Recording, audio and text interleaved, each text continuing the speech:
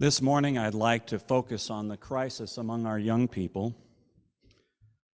According to the CDC, more than a third of high schoolers have poor mental health.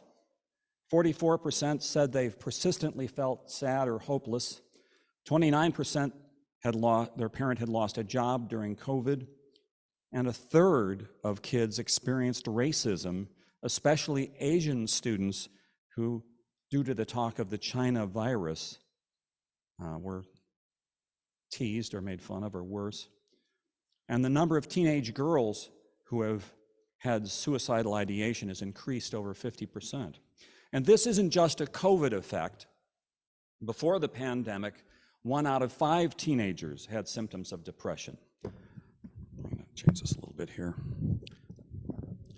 Suicide is the third leading cause of death among teenagers and young adults. And number 2 is homicide, which I'd say is a fellow traveler of anxiety and depression, not to mention social inequality. Why is this? What can we do about it? What's wrong? What is causing so much pain in these kids who have, in our eyes as adults, their whole lives ahead of them? And social media is certainly part of it. We could say it's the state of the world the kids are living in, but that got me thinking back to my own high school and college days, when I struggled with what helped get me through it. Yes, today's kids have some unique challenges. They had the whole COVID thing. They're worried especially about climate change, whose effects are becoming more and more obvious. They're worried about racism. But is that really so much worse from my generation's worries about thermonuclear war, which is an additional worry that has raised its ugly head again, or us being sent into the Vietnam War?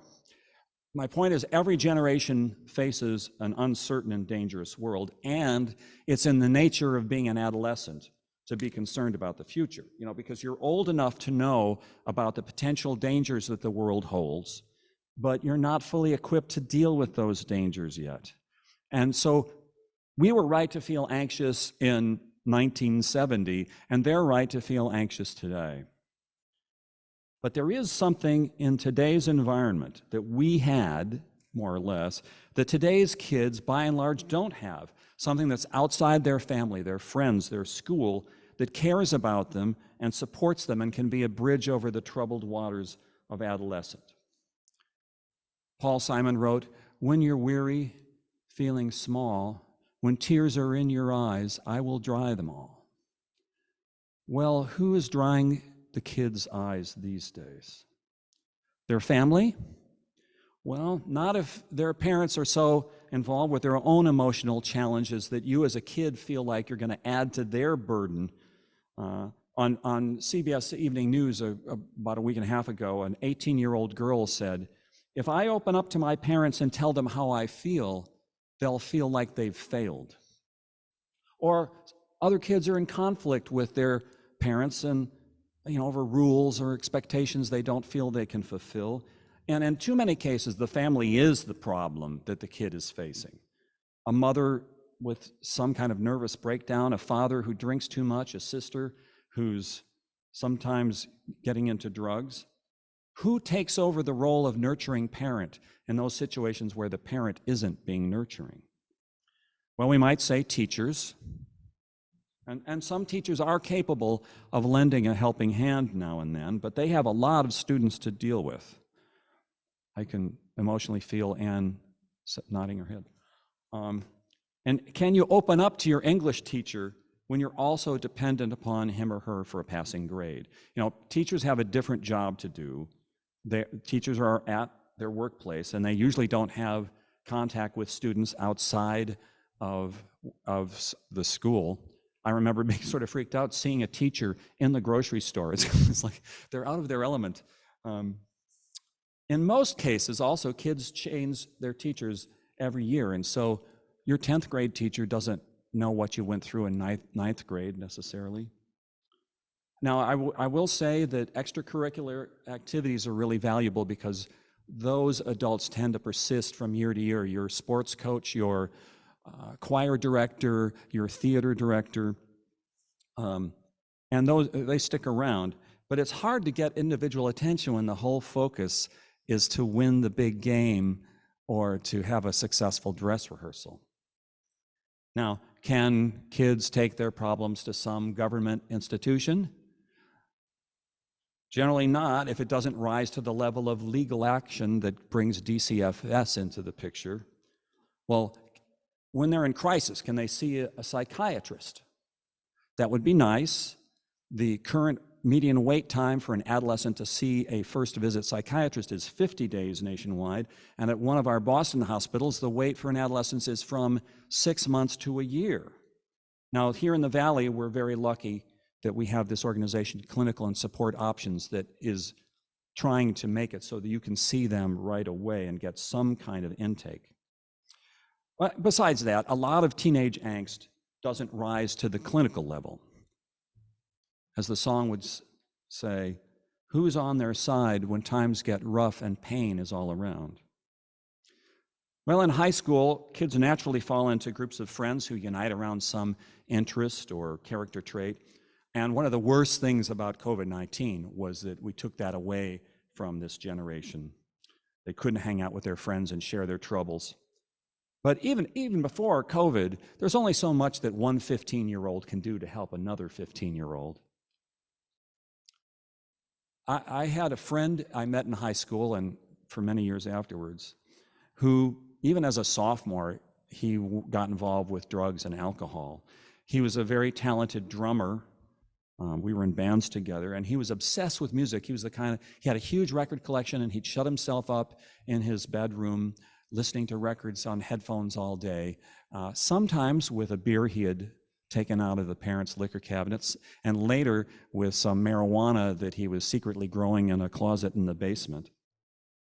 And eventually, he got a reputation among other young musicians of being too unreliable to have as the drummer in your band. I think all of us knew that something was going on with him, and we wanted to help, but we were 15, 16, 17 years old. And I hope I'm not going on a limb here, but I think with this perspective of time that possibly this boy was dealing with gender identity issues. And in the 60s, that was not something that we talked about. We didn't really know anything about homosexuality. It was something that psychiatrists dealt with, you know.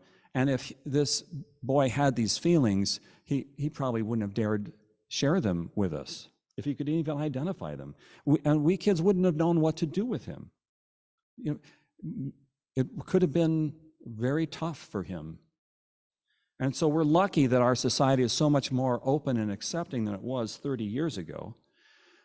I'm afraid to tell you that this was after I finished college, and he had been drifting. He hadn't really found a place in the world, and he was still living at home with his parents. He stole a prescription pad from a dentist and forged prescriptions for OxyContin, and was arrested for it, and instead of going to prison, he killed himself. He overdosed. When you're down and out, when you're on the street, when evening falls so hard, who will comfort you? Well, I found comfort during my high school years with a religious group. And the parents of one of my friends would open up their living room on Friday nights for what's called a fireside. That was a discussion group of both teens and adults. And we'd talk about various religious ideas, but I don't really remember much of the theology. What I do remember are the donuts and punch and talking over candlelight about feelings and fears and ideas, and also hearing concepts, stories, and philosophies that allayed some of my fears as a teenager. And having this kind of alternative community can be really crucial for kids. One of the tasks of growing up is to separate from your family, after all, to prepare for a world where you're on your own. And a healthy religious community lets kids see that there are adults with different perspectives, jobs, houses, and that gives them a larger palette from which to choose the way they want to live. And especially in terms of comfort, our high school group had a counselor, a young woman in her mid-20s whose name was Joan, and Joan lived above the drugstore, White's drugstore, about 2 blocks from New Trier High School. And she would meet with us in a formal meeting. There were 8 or 9 of us in the group, and we'd have some task to do. But in between those meetings, she also welcomed us to drop in if we wanted. And sometimes when I needed to talk to somebody, I'd climb the apartment stairs and knock on her door, and she'd invite me in for a cup of tea, and we'd have a little talk. She was, I think, working as a secretary for a church, and she was a very therapeutic presence, and I suspect later she might have become a minister or a social worker herself. Having that kind of adult in your life who's not a parent, teacher, or relative, who's just interested in you for your own sake, is something that I think has disappeared from society. Our increasingly secular society has not replaced that old traditional system. Now, the challenges of every generation are daunting and scary, but there's very little Sunday school, I'm not saying, this is a liberal denomination, and I'm not saying that teenagers need to follow Jesus. While I do value those religious ideas and that they help keep people's emotional lives together, I'm moving towards the idea that theology is just a shared story that is something we do in a therapeutic institution that cares for its members, provides resources and fellowship, and perhaps some helpful advice now and then, and that also supports a professional clergy who are trained to deal with some of these problems. It's a valuable backup to family and school and friends. Young people especially want to feel part of something that's meaningful and purposeful, but it's the community that they're in that matters the most.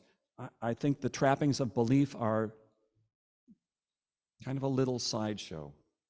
Now, I had a chance to test out this idea for a couple of years when I mentored a youth group at Neighborhood Church in Pasadena in the 1990s. Now, Neighborhood is a big church seated on this beautiful wooded campus near the Rose Bowl, and we had a complete religious education program. It has separate classroom buildings that they share with a Montessori school during the week, which is a great thing to do. I don't remember how it happened, but I got roped into being one of the counselors and spending every Sunday morning in this beautiful, comfortable living room of this parish house with between 6 and 12 teenagers who draped across couches or on the floor talking about all kinds of things. And it was a lot like my experience in Joan's apartment in my high school days, except this time I was the adult. And Melanie and I would come in with my co-teacher with some kind of idea or activity to start the ball rolling. And sometimes the kids were really into it. Other times they weren't into it at all, and we veered off in some other direction. It really became more of an encounter group or an AA meeting than religious education with a certain number of things to learn. And we adults were there to listen, comment a little bit, maybe draw out kids who weren't speaking very much and be a resource. Now, I confess this wasn't my vision of what religious education ought to be. We would wind up talking about politics as well as spirituality and problems that individual kids had. So it was this spontaneous thing. And the question is, I think back, well, did it do any good? Well, the kids kept coming back of their own free will in a UU church. Your parents don't drag you to there. So they must have gotten something out of it, or they wouldn't have come back. And I wasn't the most skilled counselor for teens. Luckily, my friend Melanie co-led the classes with me so we could kind of bounce off of each other and keep things in some kind of control. There were times when a kid would tell a story about, and I went to the beach and we had a party and it was midnight and I hitchhiked back here to Pasadena, or getting a tattoo from a friend, and I felt a little out of my depth and a little worried. Also, I'd like to share one of the drags of being the counselor for the group was, I didn't get to go to church anymore. And that's a problem with all volunteer religious education teachers. We did have a full-time associate minister who aided the whole program and gave us guidance. And that's one of the advantages of being a part of a large church in an urban area. Another advantage from a youth group standpoint was that you have other churches who have their own youth group, not within a 50-mile radius, and we'd have these things called mini-cons, which I jokingly say is sort of like a co-ed slumber party held over a weekend. We also had De Benneville Pines, which is the Unitarian campground in the mountains above LA, and we would have sometimes a week-long retreat there. The secular world has come to think of religion solely as a place where we try to convince you of things on the basis of inadequate evidence. Virgin births, miracles, transubstantiation, tablets coming out of burning bushes, resurrections, ascensions. Well, our church doesn't fit that description, and maybe sometimes it's problematic that we call ourselves a church. We get pasted with a brush that we don't deserve, like maybe Charlie Baker being pasted with a label of being a Republican. But the loudest critics of religion have, by and large, missed this essential role of how religious societies actually function and the legitimate purposes that they've traditionally served for hundreds, if not thousands of years. Underneath all the religious trappings, in other churches, stained glass and statues and holy books and complicated creeds, is this human desire to be part of a community that can be a bridge over the troubled waters that can afflict every human life. And the role of a parish priest or minister or rabbi is a lot more, in my view, concerned about caring for the souls of their congregations than it winds up being about doctrine and theology.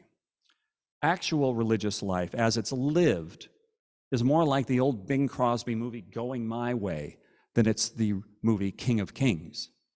Now, if you haven't seen Going My Way, maybe not everybody is a fan of old movies like me. Crosby plays a young priest who is sent by the bishop to assist an older priest and reinvigorate a parish that's fallen on hard times. And in the course of that movie, he takes sort of boys who are getting into gangs and causing trouble, and he turns them into a wonderful choir. And of course, the old priest has conflicts with Crosby, but eventually they come to an understanding and the church's mortgage is saved. But even all the leading characters are priests and it's set in a church, this movie is all about relationships. It's not about miracles or divine intervention. Here at First Parish, as I was driving here this morning, I was thinking about, boy, going back to 1673, this church and the two buildings that were before this one, and the ministers coming to this, the wilderness, essentially, possibly with a Harvard education, and the role they played. They were sometimes the only college-educated person in the village. And they would give counsel and advice. They'd keep tabs on who was ill. Sometimes they would actually be quasi-doctors, keep tabs on courting, who was expecting. That's a major part of the cleric's job. Pastoral care doesn't get the kind of academic attention that theology does, but my friends who are priests and ministers tell me that they really wish they had more training in that part of the job. In college, I sang in an Episcopal church with a Dr. Lee who had dual doctorates in theology and psychology. And Dr. Lee turned Christ Church into a counseling center. They had these big religious education buildings, they weren't used, and he turned it into a therapy center where people could get marriage counseling and individual counseling and group counseling. And in Dr. Lee's eyes, a church needs to be a place of psychological, not just spiritual growth. I don't necessarily know the difference. Now, our denomination has believed this for a long time. Before a person can become a UU minister, not only do they need a Master's of Divinity degree, but they need to complete a complete pastoral education program and internship. I know someone now who's working as a chaplain at Bay State for her internship. And it's an incredible resource to have that kind of professional available to us and to the teens and young adults in a society. Now, it bears mentioning that the theology, the old religious stories, often function as an anti-anxiety medication. And if you don't believe in these stories now, that's fine. But what are we going to do? What are we going to put in their place? And I think part of the conundrum that society's in right now is by leaving that behind, it's coarsened our politics and led to this epidemic of emotional distress at all age groups, not just the young. The Unitarian minister Forrest Church once said that as he wrote his sermons, he always tried to remember that on Sunday, some of his congregation would be there with broken hearts. We can't always be about social justice and righting the wrongs of the world. Those are part of the reason for a liberal church, but they're not the only reason. Religion is a form of therapy, after all, and we adults come to services every week for emotional maintenance as much as anything else. And teenagers are especially in need of therapeutic maintenance, but our society is no longer providing a lot of opportunities for that. The decline of church membership and participation in religious groups by youth doesn't mean that they won't have any religion in their lives. They will find religion, perhaps in some corner of the dark web or with some bizarre sect that's trying to exploit them in the name of spirituality. The vacuum of healthy religion might be filled by nihilism or by bad religion. Well, you might ask why I chose this subject this morning. First Parish is unique among the 3 Unitarian churches of Franklin County in having a religious education program, but I need to report to you that, I'm going after this to Bernardston, and I haven't seen anyone under the age of 40 there for many years. They used to have RE in a one-room, it was like a one-room schoolhouse over there. At All Souls in Greenfield, we have 6 or 7 classrooms in the lower level of the church that are now all filled with equipment and supplies for Stone Soup Cafe. We haven't had an active RE program. When I came here 22 years ago, all those classrooms were filled with a variety of age groups. You don't know what you've got till it's gone. And it's gone. But that void has made me aware of some of the good things that our religious institutions used to offer, and wonder how to fill that void and provide teenagers and young adults with that bridge of support as they cross over into adulthood. Now, the old model of Sunday school isn't something we should go back to necessarily. We need to creatively invent some new kind of institution or service that people are drawn to, and it's not the kind of chore like Hebrew class or confirmation class was for many kids. Having caring adults, providing rites of passage, having events with a sense of wonder and transcendence, giving people a sense of purpose and meaning, and most importantly, an antidote to hopelessness. These are desperately needed today. Most kids don't fail in life because they don't know algebra or medieval history or physics. They fail for emotional, psychological, and spiritual reasons that derail them from having productive, constructive, happy lives.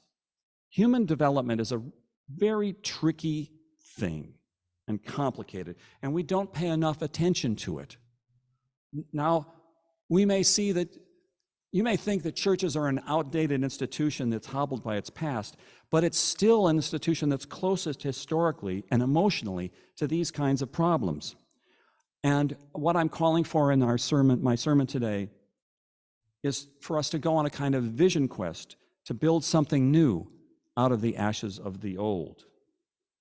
May it be so.